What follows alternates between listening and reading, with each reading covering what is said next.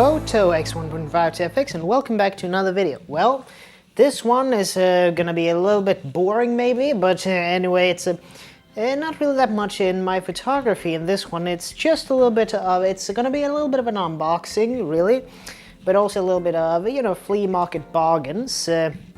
Went to Sandviken, which is a town a couple of miles, Swedish miles north of where I live, and they have some really good, you know, flea markets, and it's Friday afternoon now, so yeah, I'm back from that, and yeah, 2 books, and then I went to a store chain that I know a lot of people might have different opinions on. It's a German electronics chain known as Mediamarkt. Yeah, or rather, you know, yeah, I had something that I had looked for in, I didn't talk about this in my 400 subscriber special, but this was something that I knew that I should probably get because of what I do with digital and semi-digital analog photography. So I thought this would be something that I would be able to use in yeah, in this hobby.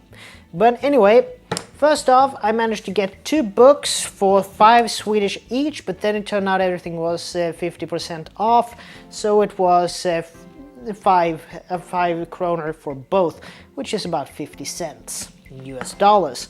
So it's Gösta Skoglund. Both books are by him. It's a photographer who, you know, did some books on photography, and this first one, this yellow one as such, yeah, when was this one made? Printed Stockholm, and we'll see when it was. 1953, so it's a photography how-to book from the 1950s. So it's a lot of black and white, but it also goes about, you know, very good sound information that is still applicable today if you're, excuse me, if you're into film photography. Well, this starts good. One moment. Derp face on this one, okay. Yeah. So anyway, yeah, good, solid, you know, old school book about photography, and a lot about developing as well, and you know, depth of field and so on. And then a little bit of a newer one, which is about summer, night photography, winter and daylight situations. And I think this one is also, I think this might be a 60s book, see if I'm right. No, Stockholm 1976. So it's a 70s book, and you know, it goes about a lot of different, you know, like a shooter. But anyway, good. Most of the book is black and white, but then it goes over to color, because that was more prevalent in that time. But anyway, these 2 books would be something a little bit interesting, interesting read about some tips and tricks about photography. But now I think we're just gonna go over to moisture on the pad, so yeah, anyway. Anyway, the main event was that, as I've talked about in the previous videos, I'm using both Photoshop Elements 15, and I'm also using Lightroom 6, which were basically both were the last hard copy versions. So both now it's Lightroom and Photoshop CC, that is Adobe's premier product. But anyway, I wanted to have a drawing tablet. You know, one of those when you go with a pen. Up until now I've been using a Logitech trackball mouse, which I'm very pleased with. It's a wonderful thing. You don't have to, you know, scroll around and use your entire arm. I'm using my first finger to scroll the mouse, and then I use my thumb and second finger to work the buttons on it.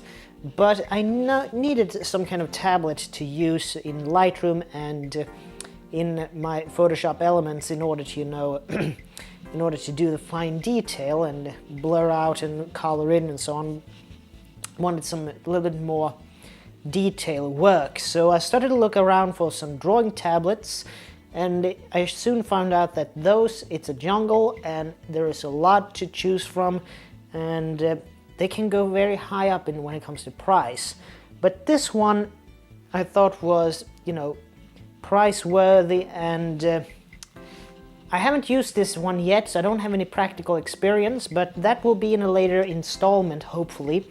But anyway, it's this Wacom Intuos tablet. It's the draw version, and this is the one that I got on MediaMarkt. So I thought I would just do a little bit of a quick unboxing of it here now for you. So a little bit of a folding knife here, and break the seal as such. Good. Let's see if there's nothing on that side. So yeah, I know that this one comes with a stylus. I've seen some other reviewers on YouTube, people who are more into drawing and so on, and this one has gotten good reviews from from what I have been able to tell. It might not have as much it's not as pressure sensitive as its more professional versions, but for my use I think it's all I need. Elegant presentation in the box. Let's see here, you have the stylus wrapped in plastic. Let's see what you can do. So yeah, it feels like a good pen. The nib is on it, and I know there's a couple of others with it. Well, as stated, this might not be my day. But anyway.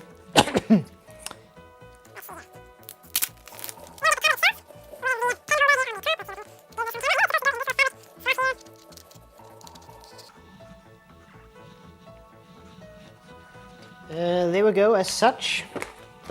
And let's see, after that we have the USB cord and the software that it comes with, as you can see. So basically this was a little bit of a quick video of this little tool, and I know that this one can be used both with USB cable, or you can get a Wi-Fi system for it that Wacom sells on their website, but I don't think that's something I would have such much use for. But anyway, I will come back to how this one works in the future, and yeah.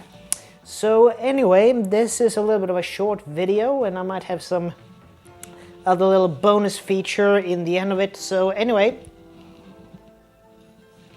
found a little bit of a throwback to the early 90s that I would like to show, that I re-edited a little bit and put in a little bit of my own stuff. But anyway, this is Tobias Bergstrom from T.B.Photo X1.5 to FX, and I'd like to see you guys in the next video. And as always, please like, share, comment, and subscribe, and I'll see you in the next video. So take care from now on. Bye.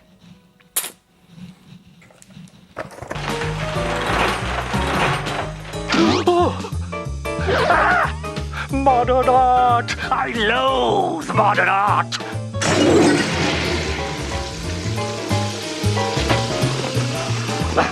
Vulgar!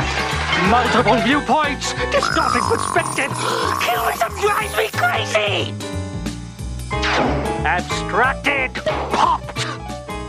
Splattered! Splattered!